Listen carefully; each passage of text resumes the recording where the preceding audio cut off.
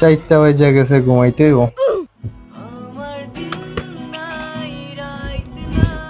A few minutes later. কিরে বাঙ্গি, তুই ঘুমাস কেন? তোর না 2 দিন পর পরীক্ষা, তুই তো এবারও ডাব্বা মারবি।